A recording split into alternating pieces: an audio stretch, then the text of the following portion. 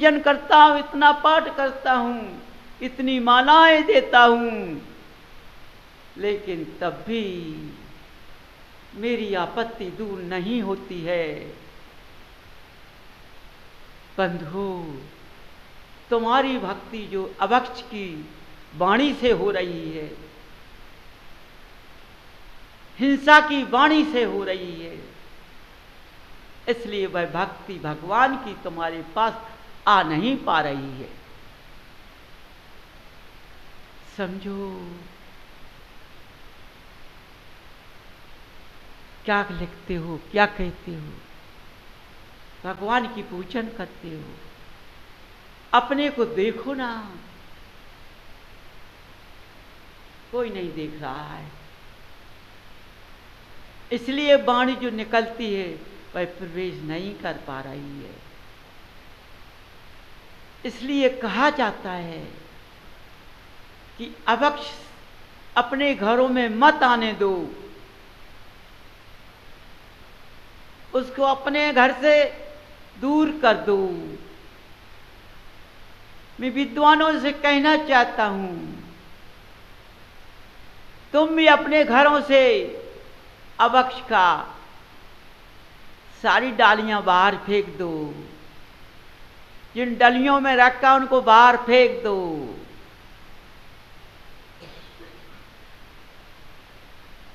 हमारा ज्ञानी से, विद्वान से, गृहस्थ के जीवन के मनुष्य से बड़ा अनुरोध है।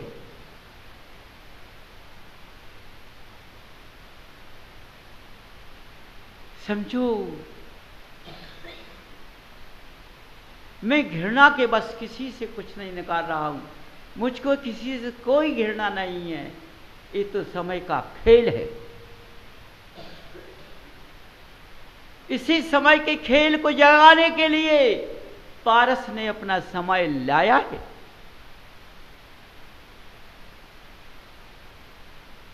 समझो, समझ जाओ सब लोग, समझो, ये वाणी सारी तारागढ़ में भूल झूम चुकी है, हर विद्वान और हर ज्ञान के पास पहुंचेगी।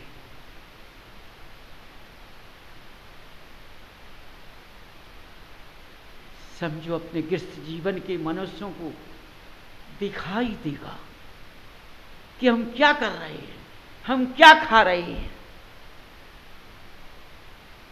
ऐसे खाने से घृणा होने लगेगी।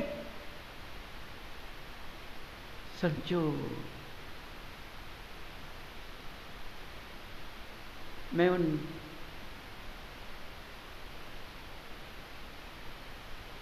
महिलाओं से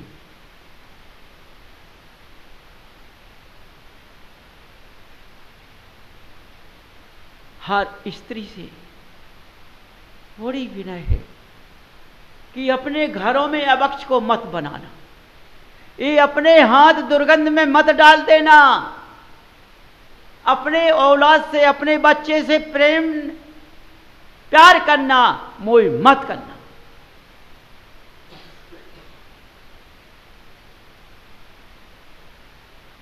देखो, धर्म बचा सकती है तो स्त्री बचा सकती है, धर्म से गिरा सकती है तो स्त्री गिरा सकती है। क्यों? ये मकान के चारों दीवालों के अंदर की एक देवी होती है, इसके 4 रूप होते हैं। समझो, खाना खिलाने में मां का रूप होता है,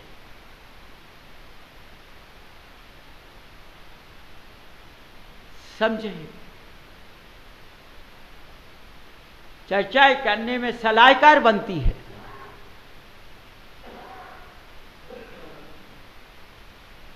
और हर बात का धर्म रास्ते के समझने में ज्ञानी बन जाती है। एक पल स्त्री बनने का मौका मिलता है, 3 पल नहीं मिलते। एक पल स्त्री बनने का मौका मिलता है, स्त्री पर्याय से उद्धार होता है।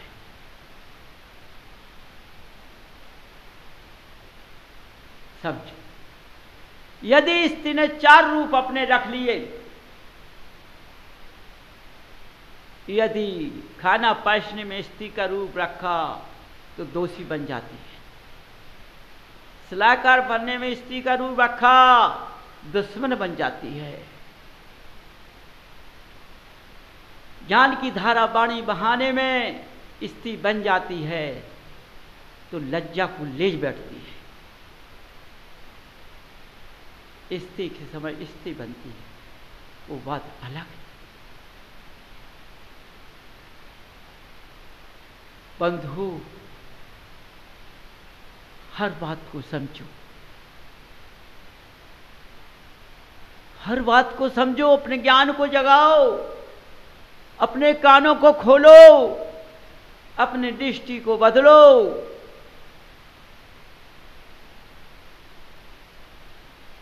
हमें अब गृहस्थ का जीवन कैसे बचाना है, इस गृहस्थ के जीवन को कैसे रास्ते पर लगाना है,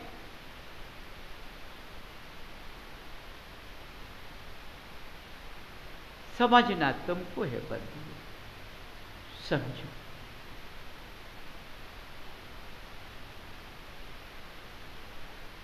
समझना हर बात का तुमको है।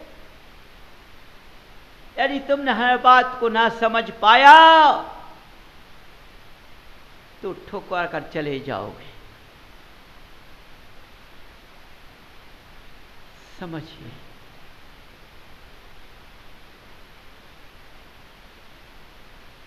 सोचो अपने अंदर से,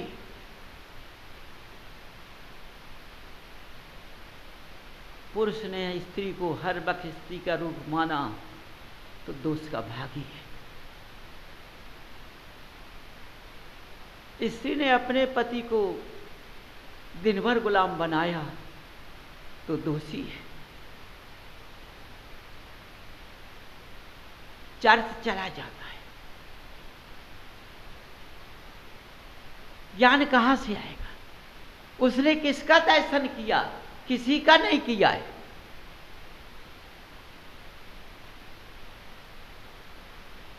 क्योंकि मां का रूप बनना, सलाहीकार बनना, देवी का रूप धारण करना माने ज्ञान बन गई। देवी अपना ज्ञान से वाणी छेड़ती है और स्त्री पति की सेवा करती है। स्त्री के अंदर 3 गुण और होते हैं जी, समझिए। हर बात से, दोषों से बचना। दोष जरा जरा में लगते हैं, इसलिए बंधु आज के ये नेत्र भ्रष्टाचारी हो गए हैं। इन नेत्र में 24 घंटे पाप का बिंदु बैठा रहता है। इस पाप के बिंदु को भगाओ ना तुम।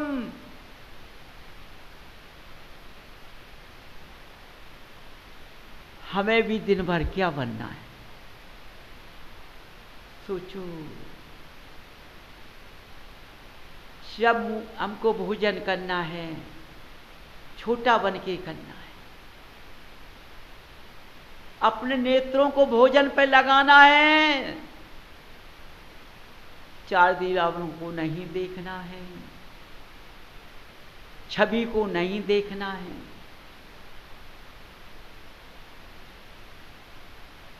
सलाहकार में बात करनी है, मर्यादा से करनी है। धर्म का चक्षु चलता है जब, तो देवी का रूप धारण कर देखना है। इस तरह से जब जीवन का अंश चलता है, वह देखो वह गृहस्थ कैसा रहेगा। गृहस्थ कैसा रहेगा ये तुम अंदर मत सोचो बंधुओं कि मेरी शादी हुई है, मेरी पत्नी है। मैंने पत्नी नहीं छुटा रहा हूं मैंने तुम्हारी शादी को नहीं छुटाया है, लेकिन रूप रखे बताए जाते हैं। समझो, ऐसी मर्यादा से यदि कार्य चलता है तो ज्ञान से जब ज्ञान बढ़ता है तो अंदर की खोज हो जाती है। देखो, एक तप से ज्ञान मिलता है। हम जब तप करेंगे तब ज्ञान अंदर से उमड़ता है। जब देवी का रूप हम रख के बात को सुनेंगे, हम भक्त कर बनेंगे, देव बनेंगे, हम भी बनेंगे, लेकिन मर्यादा के साथ हम वाणी को सुनेंगे, चर्चा को हम खुद करेंगे, तो हमको भी ज्ञान उमड़ेगा, तुमको भी ज्ञान उमड़ेगा। जो आज का ज्ञान वो चला जाएगा। समझो, इस ज्ञान से हमें कोई मतलब नहीं।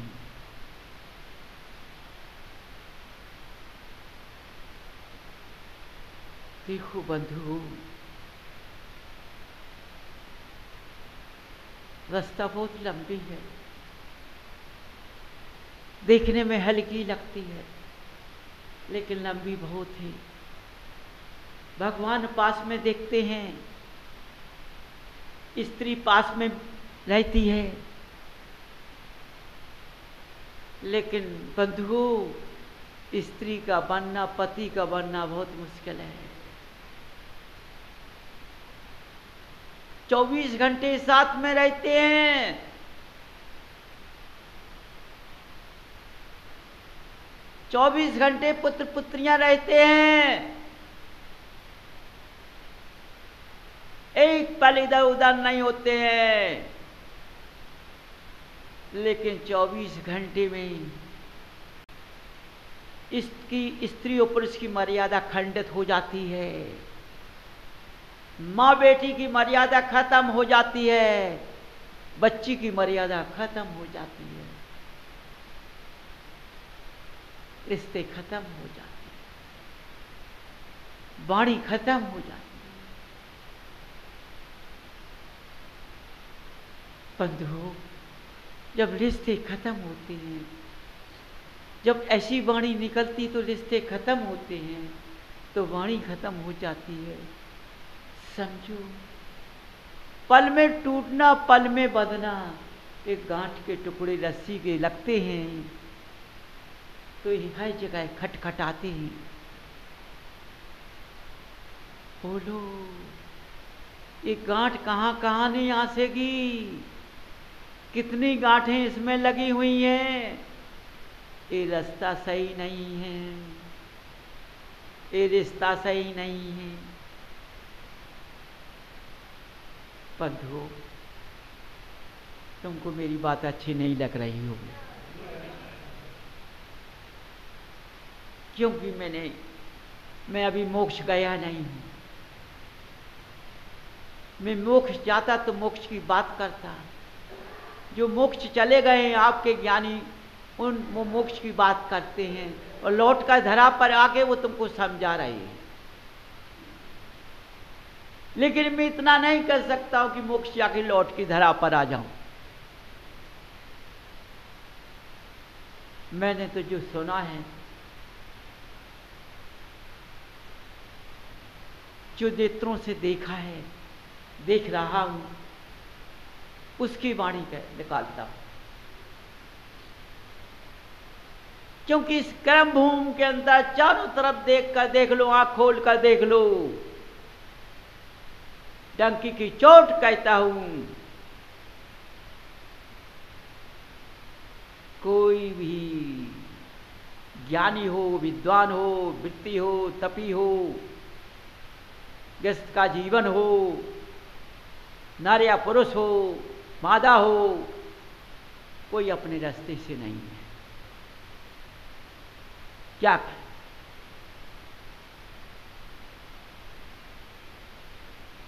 आज इस क्या हो रहा है? चारों तरफ देखो क्या हो रहा है। अपने स्वार्थ की बात करते हैं। धर्म स्वार्थ में नहीं होता है, पर स्वार्थ में होता है।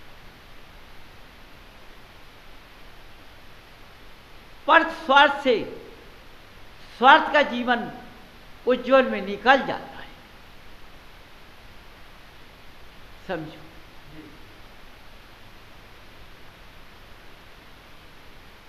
बंधु क्या करें?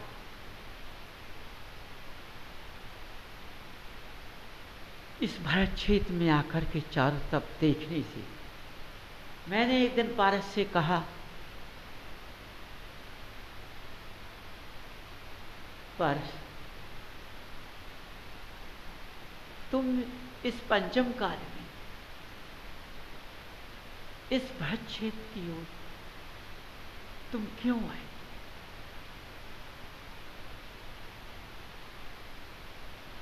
पारस ने कहा, जोशी देव, मेरा बंद बंधा हुआ था।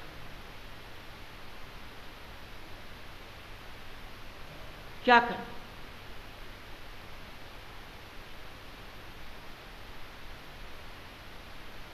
पत्नी के साथ मेरा बंद बना था, पत्नी ने जगाया, मुझको भर क्षेत्र में आना पड़ा।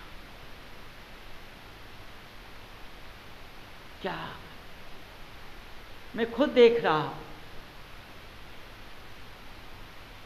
लेकिन जब आया हूं,